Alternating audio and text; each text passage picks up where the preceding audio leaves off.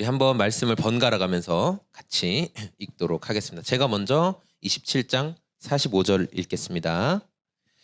제 6시로부터 온 땅에 어둠이 임하여 제 9시까지 계속되더니 거기 섰던 자 중 어떤 사람들이 듣고 이르되 이 사람이 엘리야를 부른다 하고 그 남은 사람들이 이르되 가만두라 엘리야가 와서 그를 구원하나 보자 하더라. 이에 성소 휘장이 위로부터 아래까지 찢어져 둘이 되고 땅이 진동하며 바위가 터지고 예수의 부활 후에 그들이 무덤에서 나와서 거룩한 성에 들어가 많은 사람에게 보이니라.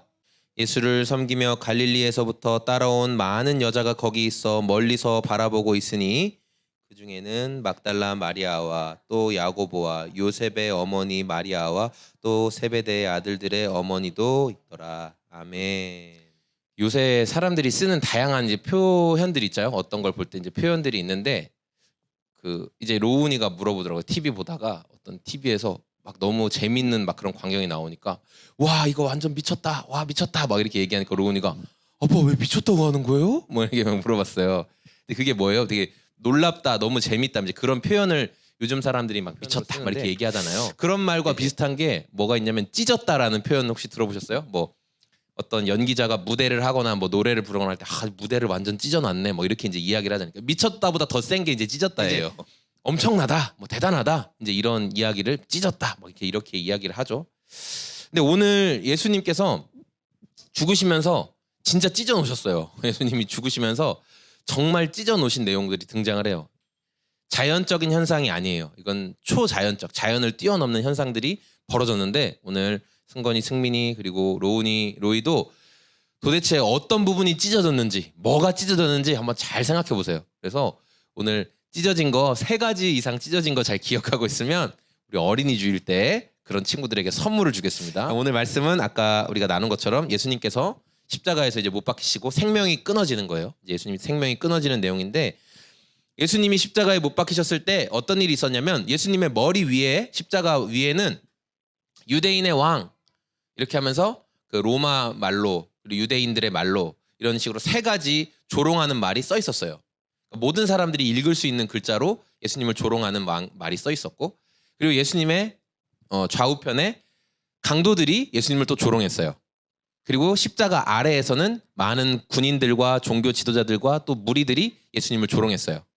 그러니까 예수님의 위, 아래, 양옆에 전방위적인 모든 곳에서 예수님을 조롱했어요. 네가 하나님의 아들이라면서 너 지금도 그걸 믿고 있어? 그럼 내려가 봐. 아니면 하나님이 너를 구해주시겠네. 보여줘봐. 이런 식으로 예수님을 온통 곳에서 다 조롱을 하고 있었어요. 아침 9시부터 예수님이 이제 아침 9시에 십자가에 달리셨는데요. 9시부터 이제 정오, 해가 가장 뜨거워지는 정오까지 예수님은 3시간 동안 그 조롱을 십자가에서 온전히 감당을 하셨어요. 그런데 정오가 되면, 정오는 해가 가장 뜨거운 날씨죠. 가장 밝은 날씨. 근데 정오부터 갑자기 유대 땅이 점점 어두워지기 시작하는 거예요. 벌써 이상한 일이 벌어지기 시작하죠. 점점 원래 가장 해가 밝아야 될 시간에 점점 어두워지기 시작하더니 오후 3시까지 완전 캄캄해졌어요. 가장 밝을 대낮에 가장 어두운 일이 벌어진 거예요. 그러니까 이 어둠은 단순히 해가 가리워지는 뭐 일식 현상 그런 것과는 완전히 달랐어요. 언제나 예수님은 하나님과 가장 가까운 사이셨어요. 항상 친밀한 대화를 하고 교제를 나누듯.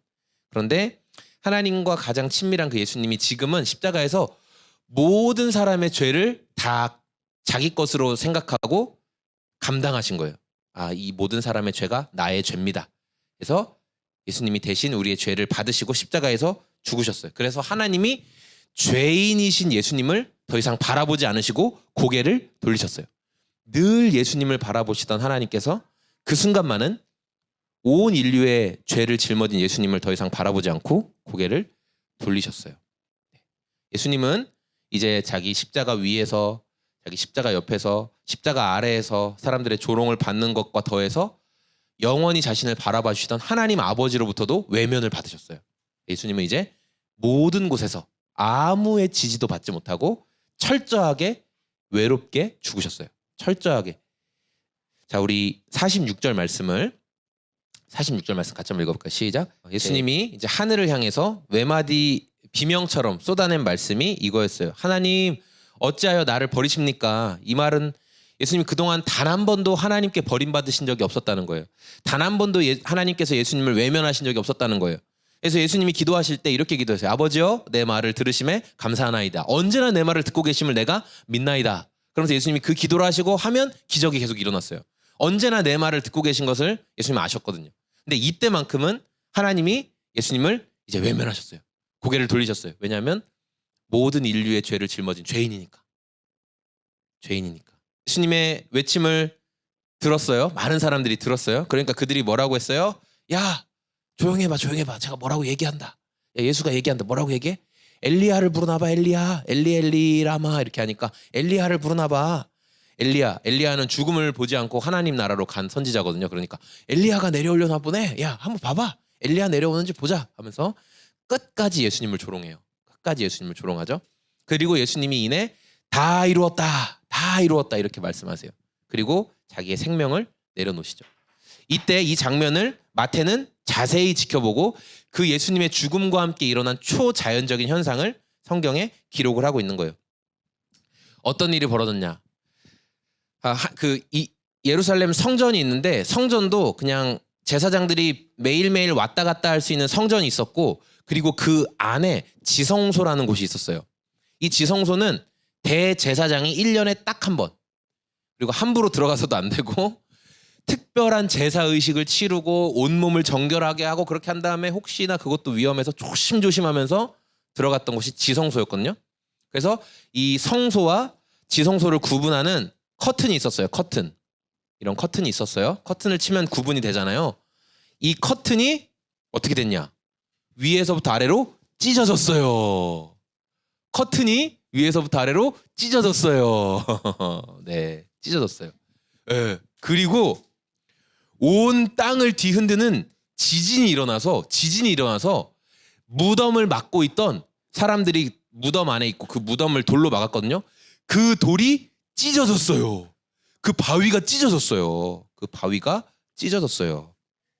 네, 무거운 돌로 막고 있었던 무덤 문이 찢어지면서 그 무덤 안에 죽어있던, 우리보다 먼저 죽었던 의로운 사람들, 하나님을 끝까지 믿었던 사람들이 다시 살아나서 막 나타난 모습들을 많은 사람들이 보게 됐어요. 이 일은 왜 벌어졌어요? 예수님께서 십자가에서 자기 몸을 찢으시니까, 예수님이 십자가에서 자기 몸을 찢으시니까 성전의 커튼이 찢어지고 무덤을 막고 있던 바위돌이 찢어지는, 이런 놀라운 찢어지는 일이 벌어졌다는 거예요. 잘 들었겠죠? 자, 이 일들을 많은 사람들이 봤어요. 이런 놀라운 현상, 그런 거, 이거를 자연적으로 벌어지는 게 아니라, 아니 어떻게 저런 일이 벌어지지? 라고 말하는 게 초자연적인 현상인데, 이런 초자연적인 현상이 벌어지면서 거기에서 예수님을 지키고 있던 군인들과 로마의 백부장, 로마의 장교가 어떻게 얘기했냐면, 저 예수는 진실로 하나님의 아들이다. 저자는 평범한 사람이 아니다. 라고 자기 입으로 고백을 해요. 그리고 이 놀라운 현장 속에 남아있던 사람들이 누구였냐면, 예수님을 따라다니던 11명의 남자 제자들이 아니라 갈릴리 지역에서부터 예수님을 따라왔던 많은 여인들이 있었어요. 예수님을 도와드리고 계속 따라왔던 이 이름 없는 무명의 여인들, 그리고 오늘은 이름이 기록된 많은 여성 제자들이 있었다는 거예요. 그러니까 예수님께는 수많은 여성 제자들이 있고, 지금도 한국 교회를 지탱하는 건 많은 여자 성도님들이죠. 예, 너무 귀한 거예요. 자, 예수님의 죽음을 통해 이제 분명하게 드러난 게 있죠. 뭐냐면 성소와 지성소를 가르는 커튼, 그렇죠? 성소와 지성소를 가르는 휘장이라고 하는 커튼이 위에서 아래로 찢어졌어요. 땅이 흔들리고 바위가 찢어졌어요. 그렇죠? 그리고 죽었던 성도들이 다시 살아났어요. 이 일이 우연일까요? 결코 우연이 아니에요. 예수님이 자기 몸을 찢으시면서 이런 놀라운 일이 벌어진 거예요. 하나님의 아들 예수 그리스도의 죽음은 자연세계, 땅이 막 흔들렸잖아요. 그렇죠? 자연세계, 그리고 사람이 살고 있는, 우리가 살고 있는 세계, 그리고 죽은 사람들이 다시 살아나는 영적인 세계, 죽고 나서 다시 살아나는 그 세계에까지 영향을 끼쳤다라는 것을 오늘 성경은 말씀해 주고 있어요. 예수님이 죽기 전에 뭐라고 말씀하셨냐면, 내가 죽고 다시 살아날 건데 나의 죽음을 통해 죄와 죽음을, 사망을 이길 것이다. 예수님이 말씀하셨거든요. 그리고 약속대로 자기 몸을 십자가에서 찢으시는 죽음으로 내어주셨어요. 그러니까 예수님의 죽음이 끝이 아니에요. 예수님의 죽음은 끝이 아니에요. 하나님과 사람 사이를 회복시켜 주시는 시작이에요. 시작. 그리고 이 약속을 믿는 사람, 예수님의 죽으심이 하나님과 사람 사이의 시작이다. 약속을 믿는 사람에게는 진짜 삶을 바꾸는 힘으로, 능력으로 나타나게 된다는 거예요. 저는 오늘 말씀을 통해서 예수님이 죽으실 때 나타났던 초자연적인 현상을 살펴보고 이게 우리 믿는 사람들에게 어떠한 기대를 주는지를 함께 나눠볼게요. 먼저 예수님이 십자가에서 죽으실 때 일어난 초자연적인 현상은 뭐냐면 해가 빛을 잃고 온 땅에 어둠이 찾아왔다라는 거예요. 자, 우리 45절 말씀인데요. 예수님이 아침 9시에 십자가에 달리셔서 12시까지 정오까지 십자가에서 온갖 모욕을 당하시는데 이때 예수님의 십자가 아래에서 군인들이 있었어요. 로마 군인들이 예수님의 옷을 제비 뽑고 예수님이 입고 있던 그 통으로 된 옷을 속옷을 찢지 않고 그대로 벗겨가지고 자기들이 주사위 막 제비 뽑기 해가지고 누가 예수의 옷을 가질까 이렇게 이야기했어요. 그러니까 여러분 기억하세요? 우리가 십자가에서 흔히 보는 것처럼 이렇게 또 뭐 이렇게 카톨릭 십자가 같은 데 보면 예수님 이렇게 뭐 허리춤에 뭐 거적은 하나 수건 같은 거 두르고 계시잖아요. 실제로 예수님은 홀딱 다 벗겨진 거예요. 팬티도 한 장 안 입은 거예요. 완전한 나체로 예수님 십자가에 달리셨다는 걸 여러분 아셔야 됩니다. 그래서 게임하고 있었어요. 로마 군인들은 십자가 아래서 게임하고 있었어요. 아, 재밌다. 빨리 죽어라. 예수 네가 죽어야 우리가 퇴근하지 이러면서 죽을 때까지 기다리고 있었던 거예요. 왜냐하면 제자들이 와서 혹시 시체를 뺏어갈까 봐, 예수님을 뺏어갈까 봐 지키고 있었어요. 그들은 신이 났어요. 구경꾼들도 신이 났죠. 왜냐하면 하나님의 아들이라고 말했던 예수가 아무 힘도 없이 아무 능력도 없이 순간이동도 안 하고, 맞지? 순간이동 예수님 할 수 있었지. 근데 안 쓰셨지. 신적인 능력을 하나도 안 쓰고 십자가에서 말없이 너무 목마르다 하면서 죽어가는 모습을 보니까 얼마나 신났겠어요. 에휴, 저거 아무것도 아니네. 별 볼 일 없네. 그러면서 예수님을 조롱하고 있었어요. 그런데 갑자기 가장 해가 뜨거워야 되는 12시부터 점점 하늘이 어두워지는 거예요. 이게 무슨 일이야? 왜 갑자기 어두워져? 그러면서 오후 3시까지 아주 캄캄하게 3시간 동안 완전히 유대 땅이 캄캄해졌어요. 근데 이건 자연적인 현상이 아니라는 거예요. 온 천지를, 온 하늘과 땅을, 하늘, 천, 땅, 지를 주관하시는 천지 하나님께서 이 일을 지금 하신 거예요. 어둠이라는 건 성경 속에서 어둠은 어떤 의미로 상징되냐면 하나님의 심판, 죽음, 어리석은 자들의 모습, 이걸 어둠이라고 이야기를 많이 하거든요. 특별히 출애굽기 말씀을 보면 이스라엘 사람들이 이집트에서 탈출하는 출애굽기 말씀을 보면 하나님이 모세를 통해서 어둠을 보내세요. 어둠. 어떤 일이 있었냐면 모세와 그의 형 아론이 이집트의 왕 파라오에게 가서 우리를 내보내 주십시오. 하나님이 우리를 다른 땅으로 보내주십니다. 우리를 보내주세요. 이렇게 얘기했더니 파라오가 어떻게 했어요? 아멘. 얼른 가세요. 이랬을까요? 어떻게 했을까요? 내 백성을 보내라. 혹시 기억나요? 슈퍼북에서 우리를 내보내주세요 하니까 너 아주 편하구나. 승건이 너 아주 요새 편하구나. 알았어. 너 숙제도 별로 안 하고 집에서 이렇게 늘 노는 거 보니까 너 아주 편하구나. 알았어. 그러면서 파라오 왕이 어떻게 했냐면 너 이제 숙제 2개 했으면 앞으로는 숙제 10개 해. 집에 오자마자. 그리고 거기서 끝이 아니야. 네 이불 침대 다 정리해. 그게 끝이 아니야. 신발 정리 네가 다 해. 그게 끝이 아니야. 설거지도 다 해. 아예 안 되겠어. 라면도 네가 다 끓여. 엄마를 위해 된장찌개도 네가 끓여. 너가 밥도 다 해. 하나 둘 셋 얼마나 많아요. 너무 많아요. 파라오가 이스라엘 사람들이 아주 이 노예들이 아주 할 일이 니네가 놀고 이제 아주 편하구나. 그래 나갈 생각까지 하네 하면서 일을 더 힘들게 시켰어요. 벽돌을 5장만 만들던 걸 하루에 100장을 만들려고 한 거예요. 말도 안 되는 일을 막 시킨 거예요. 그러니까 이스라엘 사람들 너무 힘들어요. 막 원망했어요. 모세 너 때문에 우리 더 힘들어졌어. 난리가 났어요. 그러니까 하나님이 다 아셨어요. 그냥 곱게 절대 안 보내줄 거란 걸 아셨기 때문에 이스라엘 사람들을 통해서 이집트에 10가지 재앙을 내보내세요. 10가지 재앙. 그중에 외뚜기도 있고 맞아. 파리도 날라오고 막 이도 날라오고. 근데 그중에 뭐가 왔냐면 9번째 재앙이 뭐였냐면 온 땅이 캄캄하게 변하는 9번째 재앙이 시작이 됐던 거예요. 네. 맞아요. 우박도 떨어져서 막 식물들도 다 죽고 그러죠. 자, 창세기 11장 21절에서 23절 말씀을 볼게요. 제가 읽어드릴게요. 여호와께서 모세에게 이르시되 하늘을 향하여 내 손을 내밀어라. 애굽 땅 위에 흑암이 있게 할 것이다. 곧 더듬을 만한 흑암이다. 그러니까 앞이 안 보여서 더듬어서 다닐 정도로 아무것도 안 보이게 만드신다는 거예요. 모세가 하늘을 향하여 손을 내밀매 캄캄한 흑암이 3일 동안 애굽 온 땅에 있었다. 그동안 사람들이 서로를 알아볼 수 없어서 이집트 사람들은 자기 집 안에만 있었대요. 밖에 나가도 아무것도 안 보이니까. 그런데 중요한 건 이스라엘 자손들이 거주하는 곳에는 빛이 있었다. 이렇게 말하고 있어요. 그러니까 똑같은 동네인데 여기는 완전 껌껌한데 여기는 밝아요.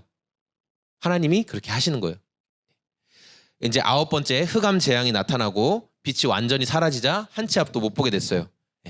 이스라엘 사람들은 밖을 돌아다닐 수 있었지만 이집트 사람들은 밖에 나갈 수가 없었어요. 왜냐하면 앞이 안 보이니까. 이건 하나님의 심판이었어요. 어둠을 보내신 하나님의 심판. 이렇게 어둠은 하나님의 진노와 심판의 도구로 사용되는데 하나님께서 이제 예수님이 십자가에서 죽어가시는 동안 이 유대 땅을 어둠으로 심판하신다는 메시지가 거기에 담겨 있었던 거예요. 또 동시에 하나님의 이 어둠은 어떤 의미를 담고 있냐면 인간을 향한 심판임과 동시에 모든 인간의 죄인의 대표인 예수님을 향한 심판, 이 어둠으로 두 가지 심판의 모습을 볼 수 있는 거예요.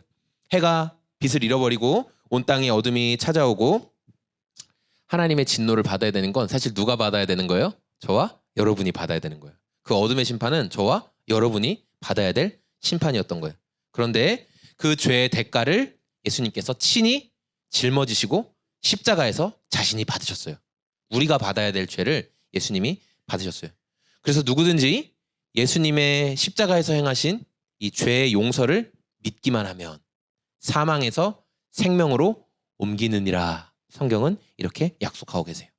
두 번째, 예수님 십자가에서 일어난 초자연적인 현상은 뭐냐면 하나님과 인간 사이의 담이 허물어졌다라는 거예요. 우리 51절 말씀 읽어볼게요. 51절. 정오부터 오후 3시까지 온 땅을 뒤덮고 있던 어둠이 점점 끝나갈 때 예수님께서 크게 소리치시죠. 다 이루었다 이렇게 말씀하셔서 다 이루었다. 이 말은 대가 지불했다. 대가를 다 치렀다 이렇게 하신 말씀이에요. 그리고 예수님이 숨을 거두셨어요.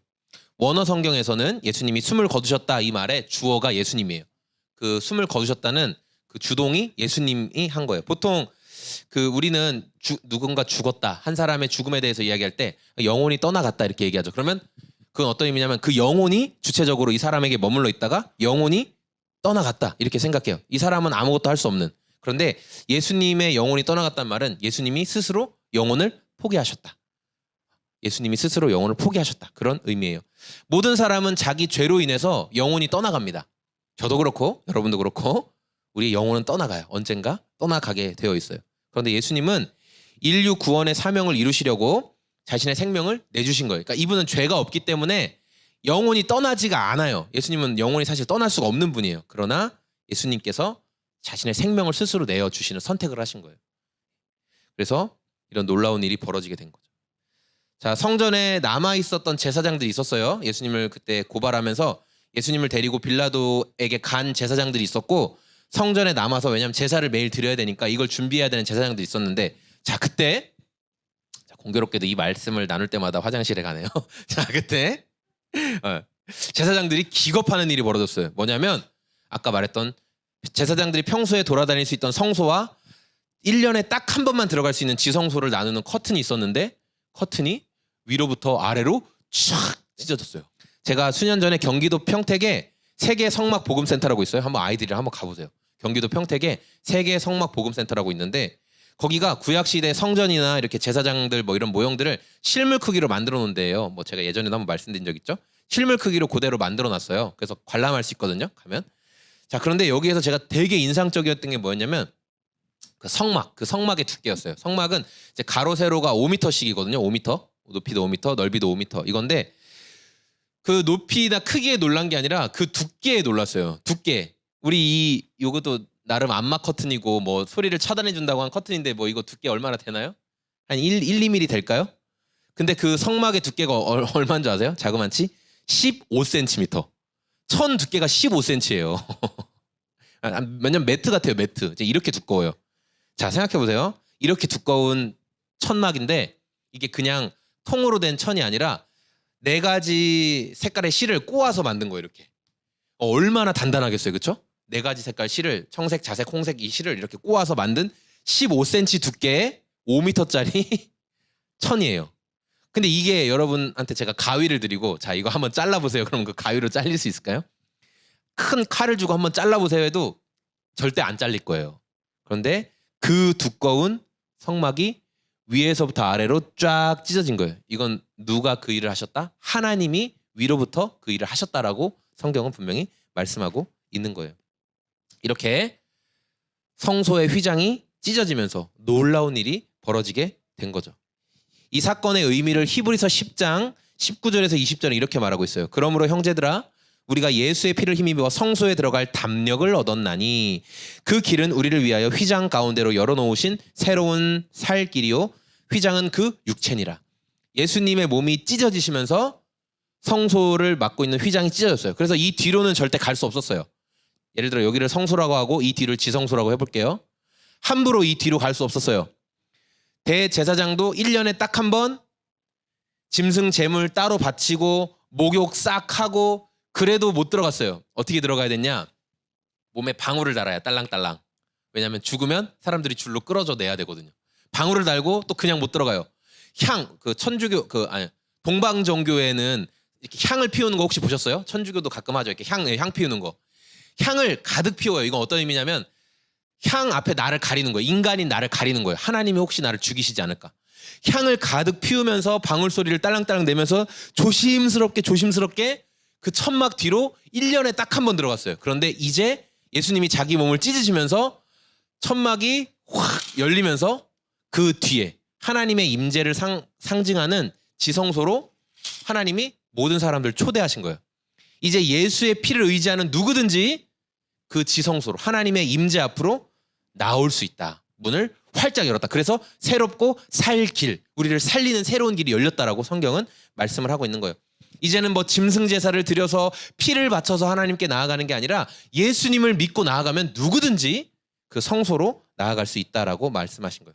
하나님과 인간 사이의 담이 허물어졌습니다. 우리가 예수님을 의지하면 언제든지 하나님의 임재 앞으로 나아갈 수 있다라는 거. 그러니까 성도 여러분 언제든지 내가 하나님께 기도하려면 내가 하나님 의지하려면 헌금도 좀 많이 하고 뭐 예물도 바치고 그래야 되는 거 아니야? 아니에요. 예수님이 다 하셨어요. 그분을 의지하고 나아가면 되는 거예요. 마지막으로 십자가에서 일어난 초자연적인 현상 뭐냐면 바위가 터지고 바위가 찢어지고 무덤 문이 열리며 의인들이 부활했다라는 거예요. 우리 51절과 52절 말씀 읽어보겠습니다. 시작. 이에 예수님이 자신의 생명을 내어주시자 땅이 우웅 지진이 나기 시작했어요. 사람들 막 쓰러지고 난리가 났어요. 무덤을 막고 있던 거대한 바위돌들이 쩍쩍 찢어졌어요. 쩍쩍 갈라졌어요. 근데 이것도 놀라운 일인데 더 놀라운 건 뭐냐면 죽었던 성도들이 살아나서 무덤 밖으로 막 걸어 나왔어요. 로나 죽어있던 사람이 같이 나오면 어때요? 승관아 어때요? 좀비다 총 쏴야지 이래요? 좀비가 나타났다 총 쏴야지 이럴 거야? 무덤 문이 열리고 죽었던 사람들이 나왔어요. 근데 이 사람들은 어떤 사람들이냐면 아무나 다 나온 건 아니고요. 하나님을 끝까지 믿었던 우리의 믿음의 선배들, 그 선배들을 하나님이 그때 살리신 거예요. 놀라운 일이 벌어졌죠. 예수님의 몸을 통해서 다시 부활할 것과 우리 교회는 사도신경을 굳이 외우진 않습니다. 그러나 사도신경에 나온 내용들은 믿어요. 그러나 그걸 신조처럼 외우진 않아요. 거기에 이런 말씀이 나오죠. 몸이 다시 사는 것과 영원히 사는 것을 믿습니다. 사도신경에 그 내용이 나오죠. 사도신경에는. 그러니까 뭐냐면 우리 몸이 여러분 이 몸이 다시 산다는 거예요. 그러니까 우리가 기독교를 생각할 때 죽어서 내 영혼이 천국 가는 종교가 아니라 죽어서 내 영혼이 천국도 가는데 하나님의 나라가 실제로 이 땅에 임할 거거든요. 실제로 이 땅에 임해요. 예. 진짜 임해요. 제가 뭐 사이비 교주가 아니라 이거 사이비들이 하도 이 내용을 써먹어가지고 어떤 원래 사실이에요 그게. 그래서 우리 몸이 실제로 부활을 하는 거예요. 완전한 몸으로. 예수님이 죽으시고 부활하셨던 그 온전한 몸으로 우리 몸이 아프지도 않고 병들지도 않고 건강하고 우리가 연약한 부분이 있었다면 그런 게 다 온전해진 몸으로 다시 부활하는 거예요. 그러나 예수님의 상처 흔적은 남아있었던 것처럼 어떤 흔적은 남아있을 수 있겠지만 온전한 몸으로 우리를 부활시키세요. 네, 실제로. 그걸 지금 예표로 보여주신 거예요. 무덤에 죽어있던 성도들이 실제로 진짜 살아났어요. 수많은 사람들이 봤던 거죠. 그런데 중요한 건 우리가 살고 있는 이 현실, 그러니까 우리가 두 발 딛고 있는 이 땅은 흔들릴 수 있다는 거예요. 우당탕탕. 진짜 흔들릴 수 있다는 거예요. 이건 절대 안 무너질 거야. 이건 완벽해. 내가 이거 의지하고 있는 건 절대 흔들리지 않을 거야. 이건 날 지켜줄 거야. 라고 말하고 있는 그 생각, 그 견고한 바위는 쪼개질 수 있어요. 흔들릴 수 있어요. 그러나 우리를 두렵게 하고 우리를 막고 있던 그 문제들은 예수님의 죽으심, 그것을 통해서 완전히 다 깨지게 됐다. 쪼개지게 됐다. 우리가 이 사실을 여러분 기억해야 됩니다. 이 능력을 믿는 사람들에게는 문제를 이기고 부활하는 능력을 경험하게 된다라고 성경은 분명히 말씀하고 있어요. 오늘 말씀을 정리할 건데요. 예수님이 십자가에서 자신의 생명을 내어주시면서 새로운 세상이 열렸어요. 그분의 죽음은 단순한 한 인간의 죽음이 절대 아니다라는 거예요. 예수님의 죽음은 자연세계, 인간세계, 영적인 세계에까지 영향을 끼치는 대단한 일이었어요. 이건 대단한 일이었어요. 죽음을 통해 예수님이 이루시겠다라고 약속하신 그것을 믿는 성도들은 그 능력을, 그 은혜를 경험하게 되는 거예요. 예수님이 그 죽으신 의미는 저와 여러분들이 하나님께 받아야 될 어둠의 심판을 예수님이 대신 받으신 사건이에요. 예수님의 죽으심은 저와 여러분이 의지하고 있는 이건 안전해, 이건 내가 신뢰할 만해 라고 말하는 것들을 다 흔들어버리는 근본적인 사건이 되는 거예요. 예수님의 죽으심은 저와 여러분들을 가로막고 있는 문제를 찢어버리는 놀라운 사건이 되는 겁니다. 예수님의 죽음은 저와 여러분들이 다시 부활의 몸을 입고 영원히 살 수 있다는 것을 보여준 증거예요. 예수님의 죽음은. 믿는 자에게 이 모든 혜택을 주시기 위해서 예수님은 자신의 생명을 십자가에서 내려놓으셨죠. 저는 오늘 말씀을 준비하면서 성도는 다 내가 예수님 전하는 삶을 살고 싶다 이렇게 이야기하죠. 내가 어떻게 예수님 전할 수 있을까 늘 고민하는 사람인데 저는 오늘 말씀이 우리에게 그 해답을 주고 있다고 생각해요. 왜냐하면 우리가 삶을 통해 예수님을 전할 수 있는 방법은 예수님이 십자가에서 죽으셨다. 그리고 그 죽음이 우리에게 어떠한 선물을 주셨는지를 바로 믿으면 우리가 부활의 증인으로 살아갈 수 있어요. 그러니까 세상 사람들이 볼 때 야, 저 사람 저런 문제는 아마 다 절망이 될 거야. 저 사람이 지금 저런 어려움에 빠졌으면 정말 삶을 포기하거나 정말 그렇게 다 모든 걸 포기하겠지? 일어나지 못하겠지? 좌절하겠지? 라고 말하는 그 순간에 우리가 예수님이 내 모든 어둠을 담당하셨다. 그리고 나를 막고 있는 그 모든 문제들이 예수님의 죽으심과 함께 깨지고 찢어졌다. 나는 새롭고 산 길로 갈 수 있다라고 고백을 하는 거예요. 그렇게 예수님의 일하시는 것들을 믿고 고백할 때 우리가 언제든지 하나님의 임재 가운데 나아갈 수 있다라는 것을 믿는 거죠. 우리는 그 하나님의 초대를 받은 사람들이고 그 하나님의 초대를 누리며 살아갈 수 있는 사람이에요. 그러면 우리가 이 땅을 살아가면서도 영원을 사는 것처럼 할 수 있어요. 그러니까 사람들이 볼 때 저렇게 어려운 문제가 생겼는데 저렇게 낙심할 일이 생겼는데 왜 좌절하지 않는 거야? 왜 계속 살아가는 거야? 왜 계속 저렇게 기대감을 갖는 거야? 사람들이 이상하게 생각하겠죠. 의아하게 생각하겠죠. 그리고 그 근원이 예수님을 믿는데 로우나 넌 왜 실망하지 않는 거야? 로우나 넌 왜 좌절하지 않는 거야? 예수님이 저랑 함께 하시니까요. 그 말이 언제인지는 모르겠지만 그 사람에게 소망이 되는 거예요. 그 예수님? 그럼 나도 좀 알고 싶은데?